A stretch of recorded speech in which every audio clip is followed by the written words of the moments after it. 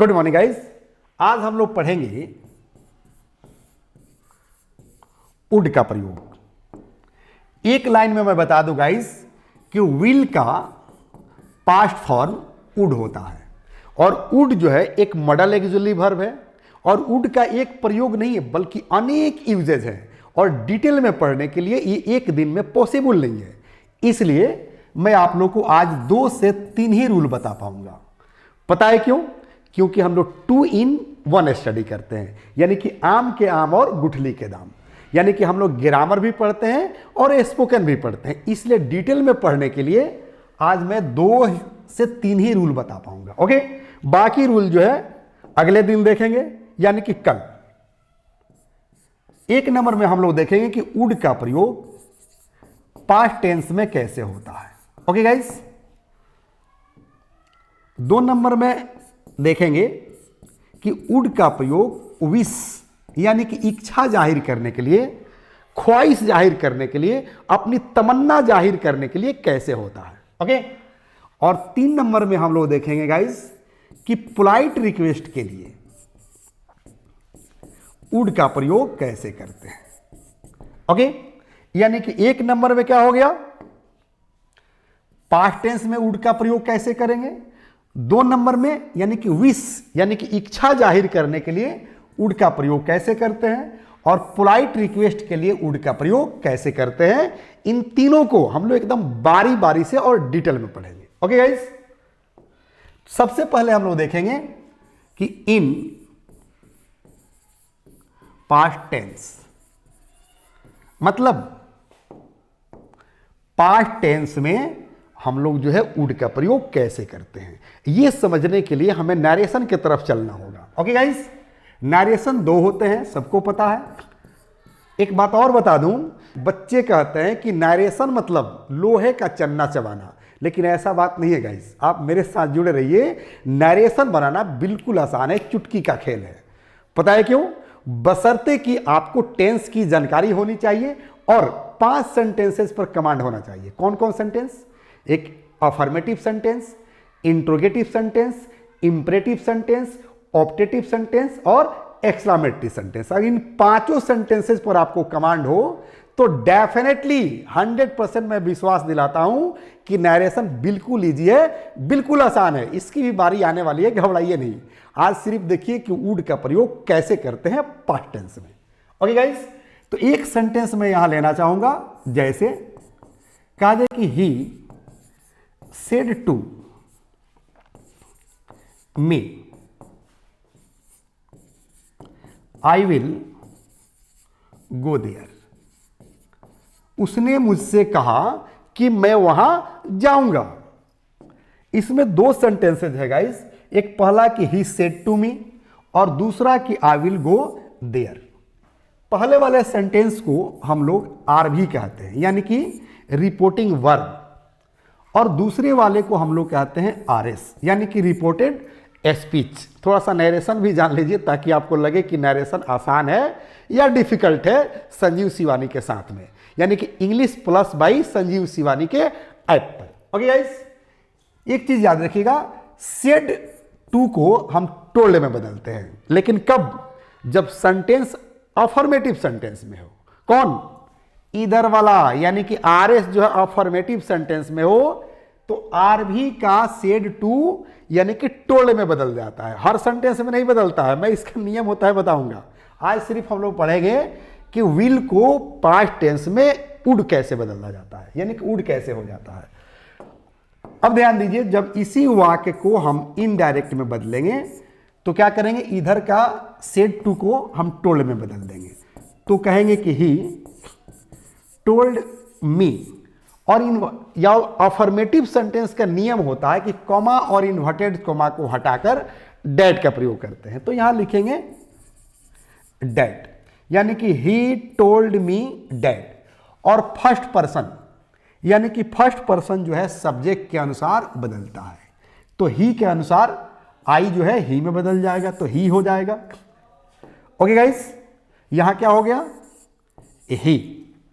और यहां पर जो है विल कह रहा है, तो ये यानी कि आर भी जो है पास्ट टेंस में है तो आरएस का भी टेंस बदल जाएगा।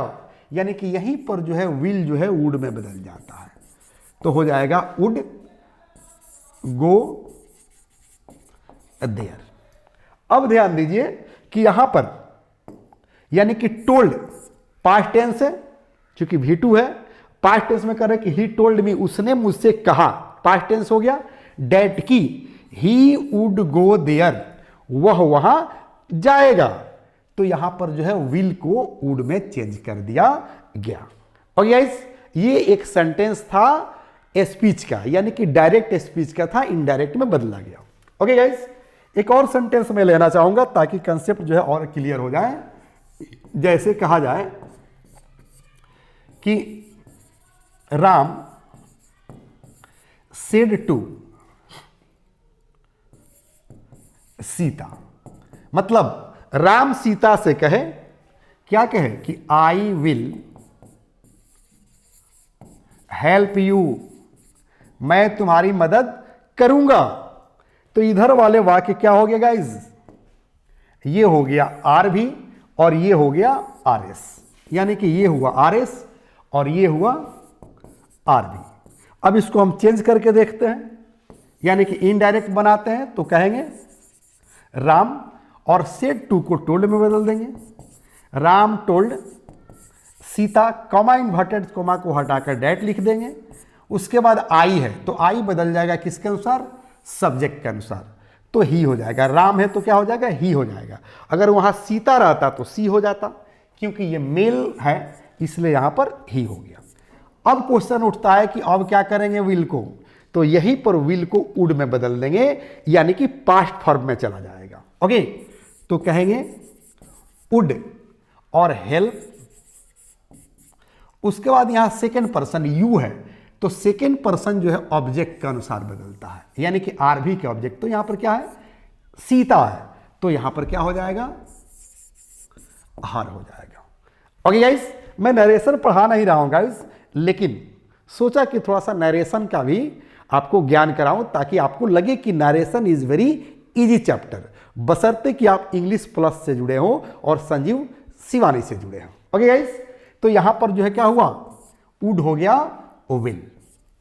अब तो यकीन हो गया ना कि जो विल का पास्ट फॉर्म वुड होता है। ओके, अब सेकेंड नंबर में हम लोग पढ़ेंगे कि वुड का प्रयोग विश के लिए कैसे करते हैं। जैसे हमारी इच्छा अगर होती है, या हिंदी के बोलचाल में हम लोग कहते हैं कि मैं एक कप चाय पीना चाहता हूं, तो मेरी ये इच्छा है, मेरी ख्वाहिश है, मेरी तमन्ना है कि मैं एक कप चाय पीना चाहता हूं, या मैं एक कप चाय पीना चाहूंगा। ओके गाइज, यहां पर जो है स्ट्रक्चर जो है लोग यूज करते हैं ऐसे, वुड लाइक टू और प्लस V1, इस स्ट्रक्चर को भी आप मान सकते हैं यहां पर। ओके, तो सेंटेंस क्या है गाइस, कि मैं एक कप चाय पीना चाहता हूं या मैं एक कप चाय पीना चाहूंगा, तो क्या कहेंगे गाइस, कहेंगे कि I would like to take a cup of tea. अगर कॉफी की बात हो तो यहां पर कॉफी लिख देंगे कि मैं एक कप कॉफी पीना चाहूंगा, तो क्या कहेंगे, I would like to take a cup of tea या कॉफी। ओके, कहा जाए कि मैं आपके साथ जो है घूमना चाहूंगा, मैं आपके शादी में डांस करना चाहूंगा, या मैं आपके शादी में डांस करना चाहता हूं, तो मेरी ये ख्वाहिश है, मेरी इच्छा है, तो क्या करेंगे, सेकेंड सेंटेंस गाइस, कहेंगे कि I would like to dance in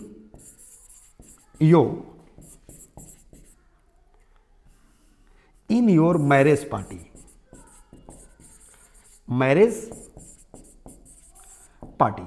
okay, तो ये मेरी ख्वाहिश है, मेरी तमन्ना है, मेरी ये जो है दिली इच्छा है कि मैं आपके शादी में डांस करूं। ओके, इसलिए यहां सेंटेंस बना कि I would like to dance in your marriage party. Okay, और एक दो सेंटेंस इस पर हम लोग देखेंगे, यानी कि सेंटेंस नंबर 3।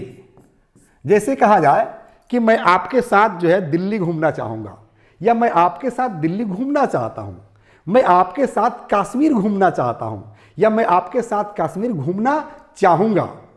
ओके गाइज, तो क्या कहेंगे? कहेंगे कि I would like to visit Kashmir with you.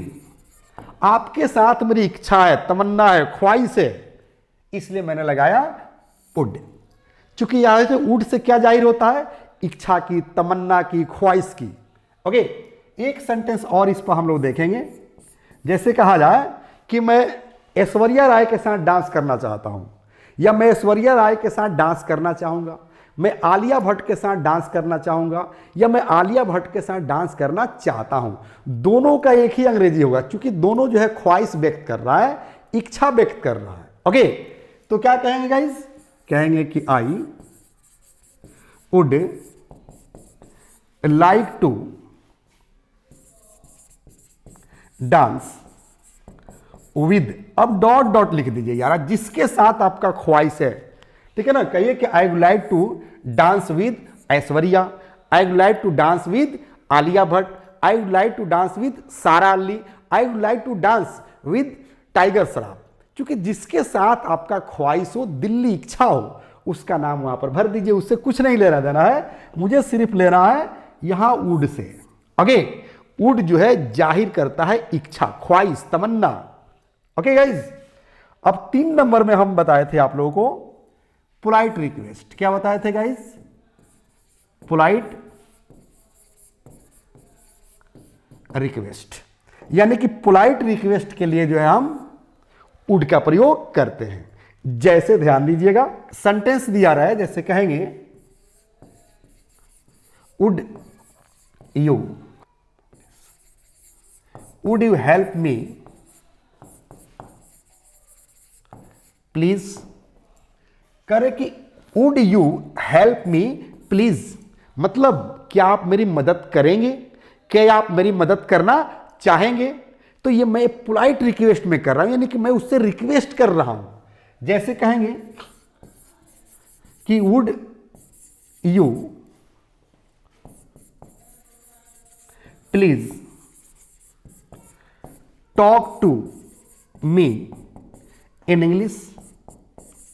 मैं आपसे पोलाइट रिक्वेस्ट कर रहा हूं, किस चीज के लिए? कह रहे कि would you please talk to me in English, मतलब क्या आप मुझसे अंग्रेजी में बात करेंगे? मैं आपसे पोलाइट रिक्वेस्ट कर रहा हूं। ओके, ये जो है सेकंड सेंटेंस रहा। कहा जाए तीसरा सेंटेंस में आप लोग को सामने रखना चाहूंगा। जैसे कहेंगे कि would you please move a side. जब किसी से साइड मांगते हैं ना, जैसे कि कहेंगे move a side, move a side मतलब होता है एक तरफ हो जाओ, एक बगल हो जाओ, तो वहीं पर सेंटेंस यूज करते हैं कि would you please move a side, मतलब क्या एक तरफ हो जाएंगे? मैं आपसे पोलाइट रिक्वेस्ट कर रहा हूं, मैंने थोड़ा सा साइड हो जाएंगे। ओके, थोड़ा सा और 1-2 सेंटेंस देखेंगे, यानी कि सेंटेंस नंबर 4। जैसे कहेंगे कि would you please take a cup of coffee with me. देखिए क्या कह रहा है सेंटेंस, कह रहे कि would you please take a cup of coffee with me, मतलब मैं आपसे रिक्वेस्ट कर रहा हूं कि क्या एक कप कॉफी मेरे साथ पीना चाहेंगे या मेरे साथ पीना पसंद करेंगे? ये मैं आपसे रिक्वेस्ट कर रहा हूं। ओके, एक और सेंटेंस में देखूंगा। जैसे कहेंगे कि would you please dance with me. ध्यान दीजिए, सेंटेंस कह रहा है कि would you please dance with me, मतलब क्या आप मेरे साथ डांस करना पसंद करेंगे या क्या आप मेरे साथ डांस करना चाहेंगे? मैं आपसे रिक्वेस्ट कर रहा हूं। ओके, तो यहां पर वुड का प्रयोग क्यों हो रहा है? रिक्वेस्ट के लिए, यानी कि पोलाइट रिक्वेस्ट के लिए। ओके, एक सेंटेंस और जो है मैं बनाऊंगा और ये जो है लास्ट होगा। ओके, जैसे कहेंगे कि would you please sit beside me. ध्यान दीजिए, या करें कि would you please sit beside me, क्या आप मेरे बगल में बैठना चाहेंगी या बैठना पसंद करेंगी या बैठेंगी, मतलब मैं आपसे रिक्वेस्ट कर रहा हूं। ओके गाइज, इसलिए यहां पर मैं वुड का प्रयोग कर रहा हूं। ओके, एक चीज मैं आप लोग से और कहना चाहता हूं गाइज, क्योंकि जो है मैं यूट्यूब पर भी पढ़ाता हूं और अपने ऐप पर भी पढ़ाता हूं, और यूट्यूब पर एक नहीं बल्कि अनेक इंग्लिश का टीचर है, और आप लोग यूट्यूब पर इसलिए पढ़ना चाहते हैं क्योंकि यूट्यूब पर फ्री में पढ़ाई होती है। अगर मैं कहूं कि मैं आप लोगों को फ्री में ऐप पर पढ़ा सकता हूं तो कोई दिक्कत, क्योंकि YouTube पर कोई भी चैप्टर कंप्लीट नहीं मिलता है, कोई चैप्टर इधर रहता है तो कोई चैप्टर उधर रहता है, यानी कि आपको अधूरा ज्ञान मिलता है। और मैं आप लोगों को कंप्लीट जो है नॉलेज दूंगा इंग्लिश स्पोकन का और इंग्लिश ग्रामर का, किड्स स्पोकन का, एडल्ट स्पोकन का, और साथ में 5 किताब दूंगा। ओके, कौन कौन किताब मैं अभी दिखाना चाहूंगा। ये देखिए 5 किताब है, यानी कि जो है ये 1 बुक हो गया, ये जो है दूसरा बुक हो गया, ये तीसरा बुक हो गया, ये चौथा बुक हो गया, यानी कि इंग्लिश स्पोकन का कंप्लीट किट है, इंग्लिश ग्रामर का कंप्लीट किट है, यानी कि kids spoken, adult spoken, general and competitive grammar. Okay guys, तो मैं आप लोगों को इनवाइट करना चाहूंगा कि आप ऐप पर चले जाइए, वहां भी मैं कंप्लीट फ्री में पढ़ाता हूं। देखिए, थोड़ा सा ध्यान दीजिए। ओके, मेरे ऐप का नाम है English plus by Sanjeev Shivani. Okay guys, ये क्या हुआ? ये मेरे ऐप का नाम हुआ, जो आपको प्ले स्टोर से डाउनलोड करना है। जब प्ले स्टोर से डाउनलोड कर लेंगे तो यहां पर जो है एक कोर्स मिलेगा, जिस कोर्स का नाम है फैमिली पैक इंग्लिश सीखें, इंग्लिश सीखें। ओके गाइस, यहां कह रहे कि फैमिली पैक मतलब पूरे परिवार के इंग्लिश का व्यवस्था है। यहां पर क्या क्या मिलेगा आपको, तो ध्यान दीजिए। 1 नंबर में आपको किड्स स्पोकन मिलेगा, आपके घर में कोई किड्स हो, छोटा बच्चा हो, वो स्पोकन सीखेगा, ग्रामर सीखेगा। 2 नंबर में आपको मिलेगा एडल्ट स्पोकन, यानी कि बड़े लोगों के लिए स्पोकन मिलेगा, चाहे प्रोफेशनल हो, जॉब में हो, या इंग्लिश सीखकर विदेश जाना चाहते हैं उनके लिए मिलेगा। ओके, और 3 नंबर में आपको मिलेगा guys general and competitive grammar,